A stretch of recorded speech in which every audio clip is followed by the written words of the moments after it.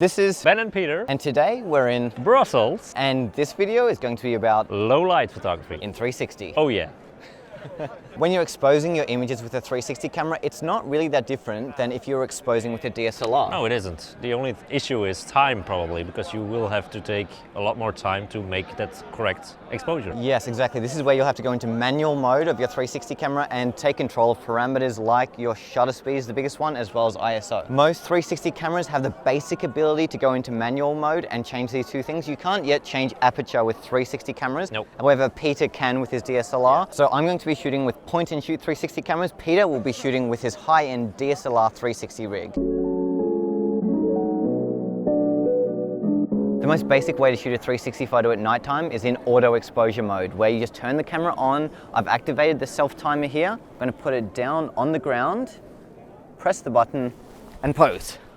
This is a really basic way of doing it, but because we have such mixed lighting in this environment, it's not going to give us perfect exposure because the camera is essentially guessing how to expose this image. I've got to say, this photo actually looks really good. I would be happy publishing this on Instagram straight away, but you know what? I think I can get it even better. The issue I'm having here is in the highlights. While it did expose the shadows really nicely, the highlights are overblown in a lot of the image, especially where we have bright lights around this environment, which is why I'm going to go into HDR mode so I can really expose those lights perfectly, so they're not going to create big spotlights in my image. They're going to blend in and create more of a harmonious, beautiful image.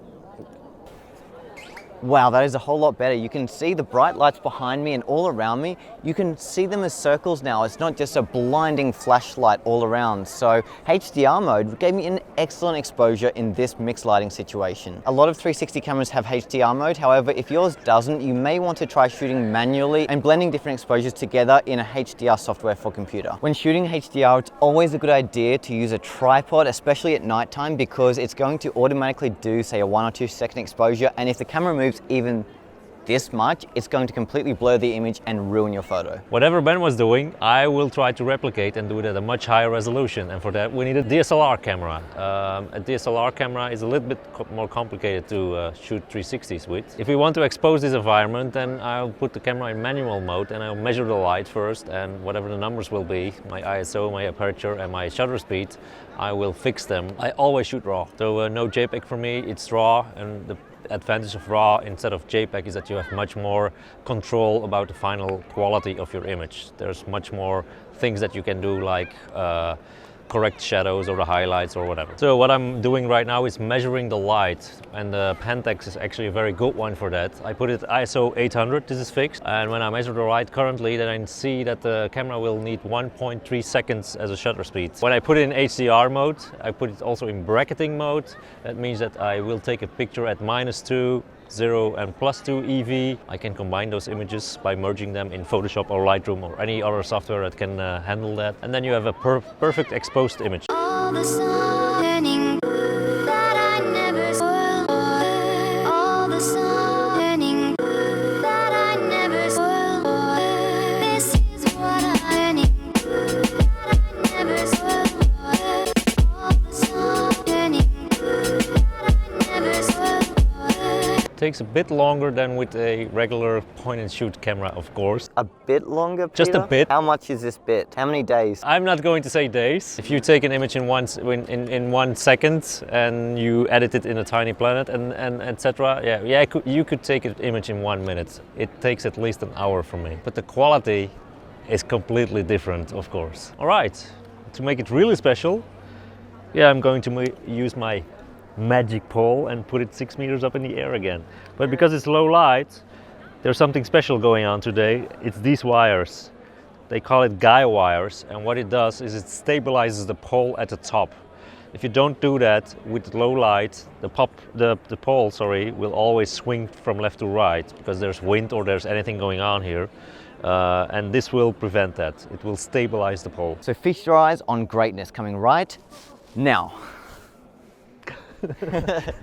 There's a huge difference between a 2-second shutter speed that you need at low light conditions like now, or if you do it during daylight, then maybe 1/1000th of a second, and that's enough. So even if the camera is moving, then it doesn't matter. Because I don't know how long the exposure will take. Well, I do know because I set it manually, but I don't count it. I touch the pole and I can feel on the vibration.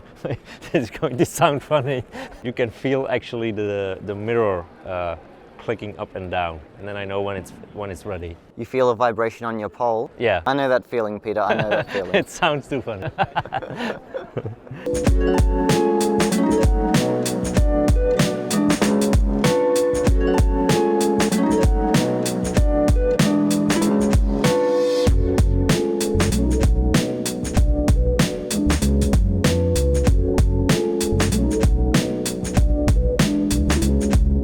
I was having a chat with Peter on Facebook the other day and he showed me one of the photos he took at nighttime inside a train station and it was completely empty. And then Peter told me, you know what? There were actually hundreds of people in this train station and I used a little magic trick and made them disappear.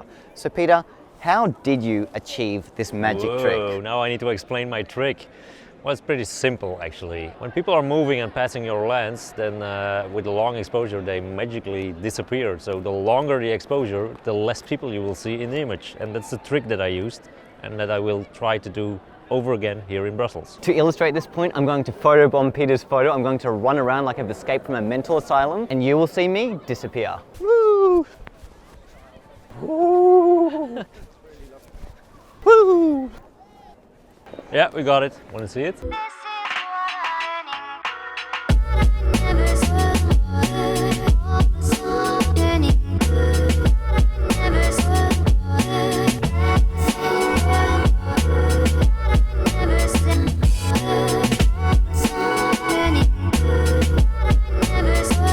Now that's genius at work. All right, we are done at that location. On to the next one. Yes, I've got something special for you. Yeah, where are we going? Yeah, we're going to the most famous statue of Belgium. Yeah? Yeah. Sounds big and It epic. is, it is. Yeah, You're yeah. going to love it. All right, let's go. Yeah. Okay. All right, can't wait to...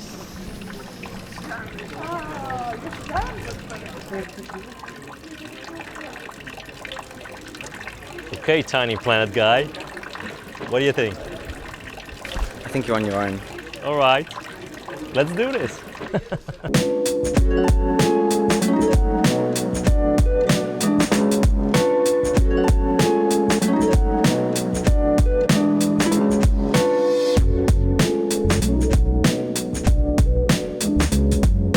The next cool trick I'm going to show you how to do is called a light painting. And this is where we put our camera into manual mode and we use a handy flashlight and we paint pictures in the sky. To do this, you'll need a 360 camera with manual exposure where you're able to change the shutter speed of your camera. It's a really simple idea. As we did before, we're going to need a slow shutter speed. To do a light painting, I think you need a minimum of about 5 seconds, ideally about 10, so you have enough time to run around with your flashlight. Our flashlight is like our paintbrush. We can paint anything we want in the sky. We can do a pretty pattern. You could do a thunderbolt if you wanted, or you can write something. I don't think I've ever gotten a light painting right on the first attempt, so you will need a lot of patience to do this effect. So I've gone into manual mode right here, and it's always a good idea to keep your ISO as low as possible. This will avoid your image being too noisy in the darker areas. And with our shutter speed, you want to change it to 5 seconds plus. I'm going to do a test shot right now at 5 seconds and see what the exposure looks like. If everything is exposed pretty well, I know that I've chosen the right settings to do my light painting. So let's give it a go. So looking at that, it seems a tiny bit overexposed. You do want to shoot in a relatively dark environment if you want to make the most out of your light painting, because it means you can leave your shutter open for longer, therefore you have more time to paint your picture. So I'm going to go down to a 4-second exposure now, and this will be my first attempt at painting in the air. I'm also going to activate the self timer because this is going to give me time to put my phone down out of shot so I can get in position to start the first bit of the painting. I'm going to try writing 360.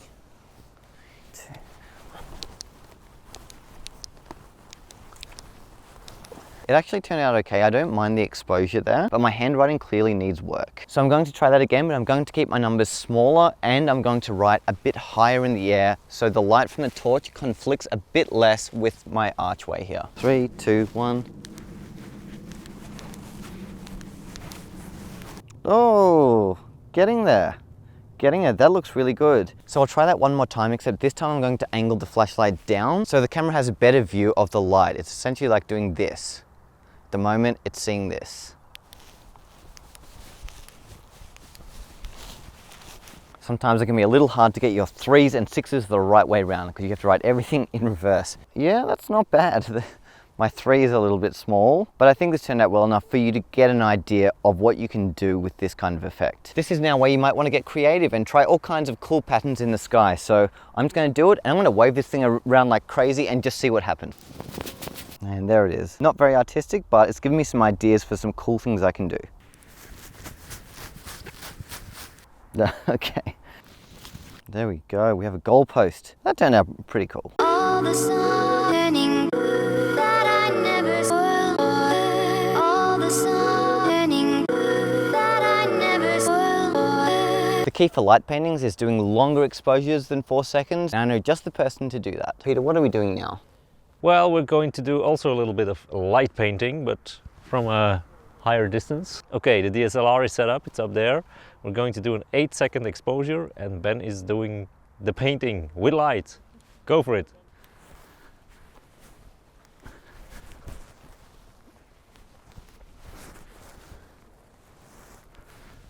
Photobomber! Photobomber!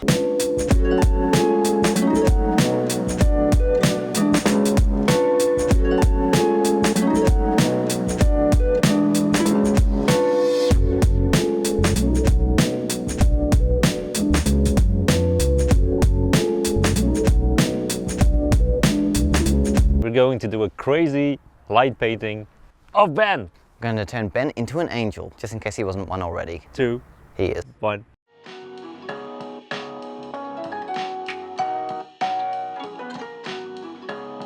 Hey, that's pretty good.